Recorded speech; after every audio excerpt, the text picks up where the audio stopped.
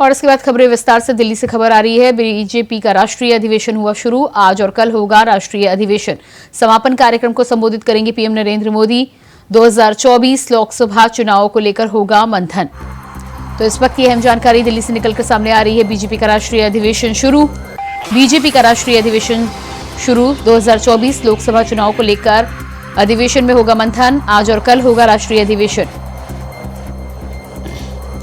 आज और कल होगा बीजेपी का राष्ट्रीय अधिवेशन। समापन कार्यक्रम को संबोधित करेंगे पीएम मोदी। समापन कार्यक्रम को संबोधित करेंगे पीएम मोदी। 2024 लोकसभा चुनाव को लेकर होगा मंथन।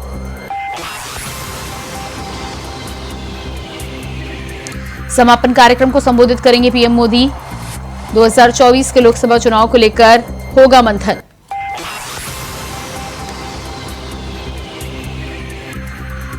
दिल्ली से इस वक्त की अहम जानकारी। बीजेपी का राष्ट्रीय अधिवेशन शुरू। 2 दिन राजधानी दिल्ली में होगा बीजेपी का राष्ट्रीय अधिवेशन। पूरे देश से बीजेपी के नेता, मुख्यमंत्री और कार्यकर्ता अधिवेशन में रहेंगे मौजूद। राष्ट्रीय अध्यक्ष जेपी नड्डा ने की अधिवेशन की शुरुआत, उद्घाटन कर किया कार्यक्रम का शुभारंभ।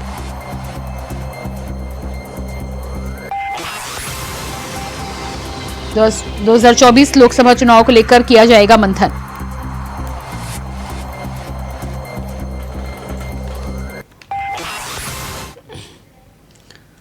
और इसके बाद अगली खबर लखनऊ से सामने आ रही है। समाजवादी पार्टी में बगावत हुई तेज। पूर्व मंत्री कमलकांत गौतम ने दिया इस्तीफा। पूर्व मंत्री कमलकांत गौतम ने दिया इस्तीफा। समाजवादी पार्टी में बगावत तेज।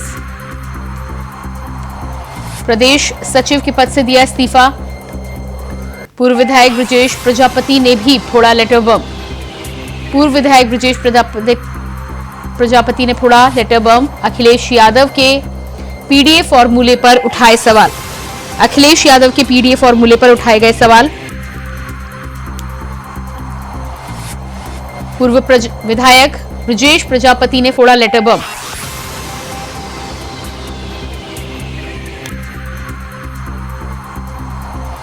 अखिलेश यादव के पीडीए फॉर्मूले पर उठाए सवाल। समाजवादी पार्टी में बगावत हुई तेज। तो स्वामी प्रसाद मौर्य के राष्ट्रीय महासचिव के पद से इस्तीफे के बाद समाजवादी पार्टी में इस्तीफे का सिलसिला लगातार जारी है। पूर्व मंत्री कमलाकांत गौतम ने दिया इस्तीफा। इसके अलावा प्रदेश सचिव पद से कमलाकांत का इस्तीफा।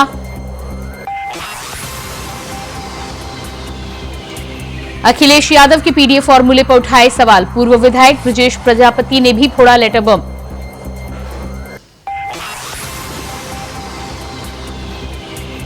अखिलेश यादव के पीडीए फॉर्मूले पर उठाए सवाल। तो समाजवादी पार्टी के अंदर ही विरोध तेज होता हुआ नजर आ रहा है। अखिलेश यादव के पीडीए फॉर्मूले को लेकर कई नेता समाजवादी पार्टी में सपा सुप्रीमो से सवाल करते हुए नजर आ रहे हैं। एक तरफ पल्लवी पटेल ने राज्यसभा के 2 उम्मीदवारों के पक्ष में वोट ना करने की बात करके साफ कर दिया है कि पीडीए फॉर्मूला धरातल पर नजर नहीं आ रहा। इसके साथ ही साथ कई अन्य नेताओं का भी इस्तीफा सामने आया है।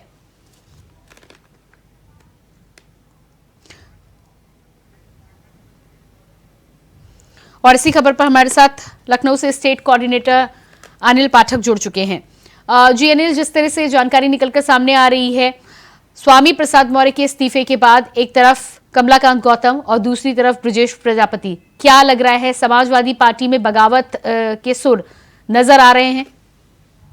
दरअसल समाजवादी पार्टी में लेटर बम का सिलसिला जारी है। पहले स्वामी प्रसाद मौर्य, फिर कमलाकांत गौतम और अब ब्रजेश प्रजापति ने लेटर बम फोड़ करके समाजवादी पार्टी में चल रही व्यवस्था पर, सिस्टम पर बड़ा सवाल खड़ा किया है। जहां तक रही बात ब्रजेश प्रजापति की, विधायक रह चुके हैं, उन्होंने पीडीए फार्मूले को लेकर के बड़ा सवाल किया है। कहा है कि पार्टी की तरफ से ये पीडीए फार्मूला जो है वो सिर्फ एक दिखावा बन के रह गया है। वहीं रही बात कमलाकांत गौतम की, पूर्व केंद्रीय मंत्री, पूर्व काबीना मंत्री हैं, विधान परिषद सदस्य रहे हैं, अखिलेश यादव के करीबी रहे हैं। बावजूद इसके उन्होंने स्वामी प्रसाद मौर्य के समर्थन में लेटर बम फोड़ा है और पीडीए पर सवाल खड़ा किया है, जिससे ये चर्चा तेज हो गई है कि स्वामी मौर्य की बगावत का जो मुद्दा है वो ठंडा होने के बजाय और गर्म होता जा रहा है। अब ये किस स्थिति तक पहुंचेगा, इसको लेकर के अभी से कुछ कह पाना बड़ी जल्दबाजी होगी। जी बिल्कुल। तो जिस तरह से तमाम नेताओं की प्रतिक्रिया निकलकर सामने आ रही है, पीडीओ को लेकर कई समाजवादी पार्टी के अंदर ही सवाल उठाते हुए नजर आ रहे हैं। पहले पल्लवी पटेल और अब जिस तरह से प्रजापति और कमलाकांत गौतम ने सवाल उठाया है, क्या लग रहा है आपको कि पार्टी के अंदर ही पीडीओ को लेकर कई विरोध के सुर उठ रहे हैं? देखिए, बेशक समाजवादी पार्टी में अब दो धड़े में वो बढ़ती नजर आ रही है। स्वामी प्रसाद मौर्य के पक्ष में इससे पहले राम गोविंद चौधरी ने भी, जो बड़े कद्दावर नेता हैं, विधान परिषद में वो नेता भी हैं और अखिलेश यादव के बड़ी करीबी हैं, उनको बस्ती से सांसद का प्रत्याशी भी बनाया गया है। उन्होंने भी खुला समर्थन किया है स्वामी प्रसाद मौर्य को। आप कमलाकांत हो गए और पल्लवी पटेल हो गई, ब्रजेश प्रजापति हो गए, लगातार 4 ये बड़े नेता अब पीडीए पर सवाल खड़ा कर रहे हैं और लेटर बम फोड़ रहे हैं, जिससे कहीं ना कहीं अखिलेश यादव का अपहाज होना स्वाभाविक है।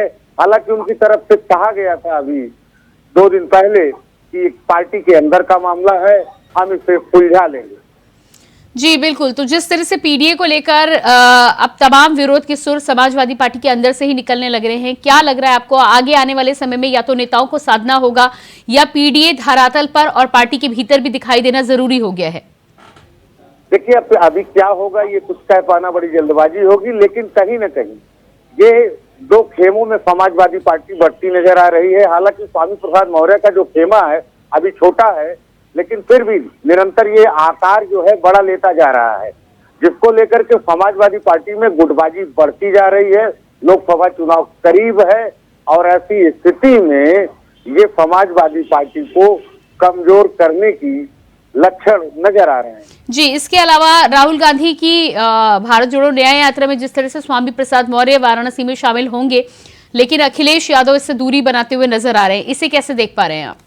देखिए, कहीं ना कहीं समाजवादी पार्टी और कांग्रेस में भी अंतर्कलह चल रही है, क्योंकि अभी पल्लवी पटेल ने अपना एक लेटर जारी करते हुए कहा था कि हम राहुल गांधी की जो यात्रा है उसमें शामिल होंगे। आपको बता दें कि पल्लवी पटेल समाजवादी पार्टी की विधायक हैं, समाजवादी पार्टी के सिंबल पर वो जीती हैं, बावजूद इसके उन्होंने अपना लेटर जारी करके ये साफ जाहिर कर दिया है कि अपना दल कमेरावादी का अपना अलग रास्ता हो सकता है, वो कांग्रेस के साथ सीधे तालमेल कर सकती है। कहीं ना कहीं ये मैसेज देने की कोशिश है पल्लवी पटेल की कि हम समाजवादी पार्टी के बंधुआ नहीं हैं। अखिलेश यादव को लेकर के हमारी स्थिति एकदम स्पष्ट है, हम पीडीए फार्मूलों को लेकर के आगे चलेंगे। जी बिल्कुल। तो अनिल, जिस तरह से तमाम बयान निकलकर सामने आ रहे हैं, क्या इन बयानों के बाद समाजवादी पार्टी के किसी कद्दावर नेता का कोई बयान आया है, खासतौर से इस्तीफों के बाद? देखिए, अभी तक अखिलेश यादव की तरफ से एक बयान आया था, शिवपाल यादव ने भी कहा था पल्लवी पटेल को लेकर के हमारे अंदर का मामला है, हम इसको सुलझा लेंगे, लेकिन उलझता दिख नहीं रहा है, क्योंकि कमलाकांत ने भी लेटर जारी कर दिया है, ब्रजेश प्रजापति ने भी लेटर जारी कर दिया है, और ये लेटर ही नहीं है, ये एक तरह से लेटर बम है जो पार्टी की व्यवस्था को, सिस्टम को, उसकी नीतियों पर सवाल खड़ा कर रहा है। जी बिल्कुल। तो जिस तरह से लेटर बम की आप बात कर रहे हैं, क्या लग रहा है स्वामी प्रसाद मौर्य के समर्थन में और भी इस तरह के लेटर बम आने वाले समय में आ सकते हैं? बिल्कुल, ये लेटर बम का सिलसिला अभी शुरू हुआ है। ये उम्मीद जताई जा रही है, ये बात की आशंका है, पूरी प्रबल आशंका है कि स्वामी मौर्य के पक्ष में खेमेबंदी भी शुरू हो गई है, और इसकी शुरुआत राम गोविंद चौधरी ने की, जो कद्दावर नेता है समाजवादी पार्टी के। बावजूद इसके ये जो आग उलग रही है वो बुझने के बजाय उसकी जो ताप है, उसका टेम्परेचर है, वो और ही बढ़ता जा रहा है। जी बिल्कुल अनिल, तमाम जानकारी के लिए बहुत शुक्रिया आपका। जवाहरलाल नेहरू स्टेडियम में हादसा, गेट नंबर 2 के बाहर पंडाल गिरने की खबर सामने आ रही है। पंडाल के नीचे कई लोगों के दबने की जानकारी। दमकल की 2 गाड़ियां मौके पर पहुंची। हादसे में किसी के घायल होने की कोई खबर नहीं। जवाहरलाल नेहरू स्टेडियम में हुआ हादसा, गेट नंबर 2 के बाहर पंडाल गिरने की खबर। गेट नंबर 2 के बाहर पंडाल गिरने की खबर। तस्वीर आप देख पा रहे हैं किस तरह से पंडाल धराशायी नजर आ रहा है। पंडाल के नीचे कई लोगों के दबने की खबर।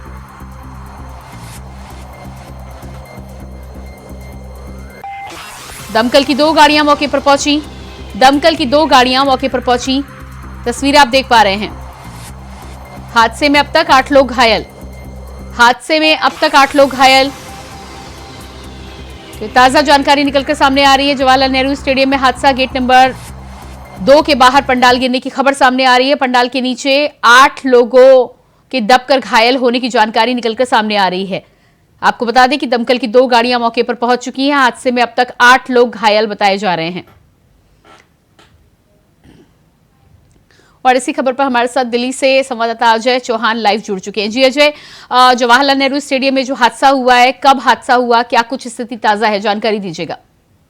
प्रियंका, देखिए, जिस तरह से जवाहरलाल नेहरू स्टेडियम में जो हादसा हुआ, ये कल कई दिन से लगातार पंडाल तैयार किया जाता, क्योंकि भारी रकम में ये पंडाल तैयार किया था, लेकिन अचानक से कहीं ना कहीं टूटी रही, जिसका इसका जो हिस्सा था गिरा था, उसके साथ साथ पूरा पंडाल नीचे गिर गया, क्योंकि अंदर काफी लोग मौजूद थे, क्योंकि कार्य अभी चल ही रहा था, तैयारी की गई थी, जिसमें कि लगातार अभी 8 लोग घायल अस्पताल भेजा गया। बाकी अभी जो निकाले जा रहे हैं लोगों, उनको सामान हटाया जा रहा है। यहाँ तक कि यहाँ क्रेन भी मंगाई गई, क्योंकि जो पंडाल है वो भारी भरकम में होता है, उसको क्रेन के द्वारा उठाया जा रहा है। जो लोग अंदर अभी दबे, उनको निकालने की कोशिश की जा रही है। कि यहाँ घायल काफी हुए हैं, ये देखना होगा। अभी किसी की हताहत होने की सूचना नहीं आ रही है, लेकिन घायल अभी और भी अंदर लोग हैं, जो निकाला जा रहा है इसमें। जी अजय, हादसा होने की वजह, इसके पीछे क्या वजह है, क्या इस बारे में कोई जानकारी मिली है?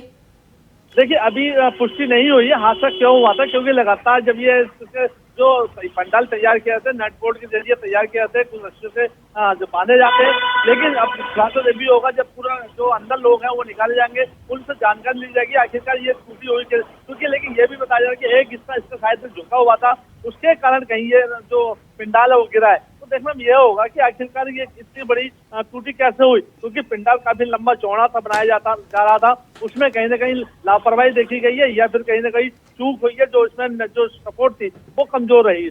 जी बिल्कुल अजय, टेंट हाउस और कंपनी को लेकर क्या कुछ अभी जानकारी निकलकर सामने आ रही है, साथ ही साथ कितने लोग, कितने मजदूर इस पर काम कर रहे थे?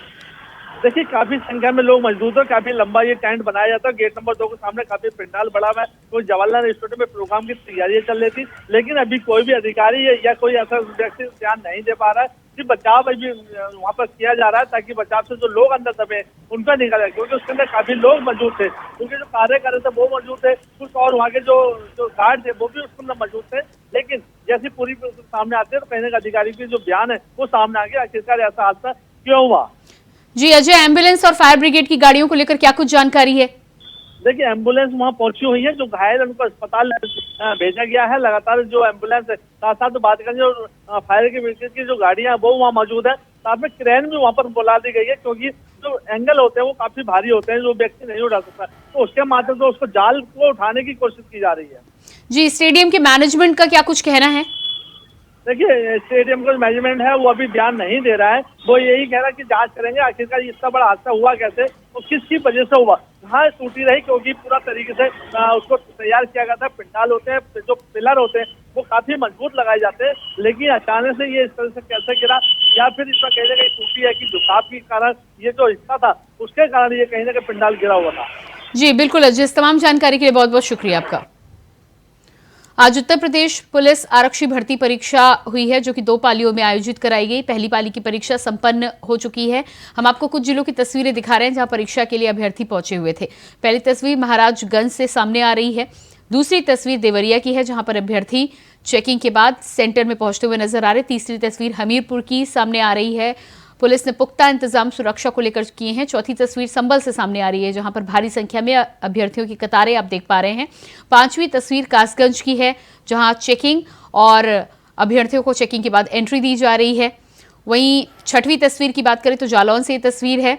सुरक्षा के पुख्ता इंतजाम, बैरिगेटिंग लगाकर जवानों को तैनात किया गया है। इसके अलावा 7वीं तस्वीर ग्रेटर नोएडा से सामने आ रही है, जहां पुलिस ने व्यापक इंतजाम किए हैं नकल विहीन परीक्षा कराने को लेकर। और 8वीं तस्वीर मिर्जापुर से निकलकर सामने आ रही है। परीक्षा का आयोजन किया गया था, इस दौरान सुरक्षा के भी पुख्ता इंतजाम देखने को जगह जगह मिले हैं।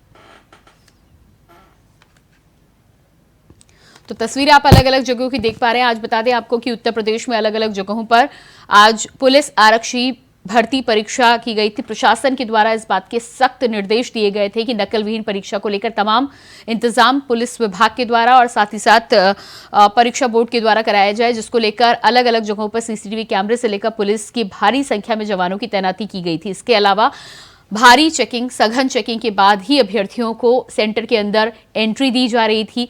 पूरी तरह से परीक्षा पारदर्शी हो सके, अभ्यर्थी आसानी से संतुष्टि के साथ अपनी परीक्षा दे सके, इसके लिए व्यापक इंतजाम उत्तर प्रदेश सरकार और प्रशासन के द्वारा कराए गए थे।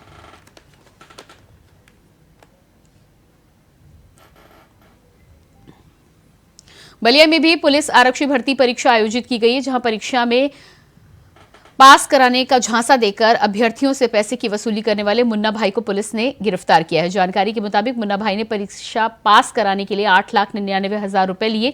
ये आरोपी के पास से कुल 16 प्रवेश पत्र, 13 फोन, 4 आधार कार्ड बरामद किए गए। फिलहाल पुलिस ने रिपोर्ट दर्ज कर आगे की कार्रवाई की शुरुआत कर दी है।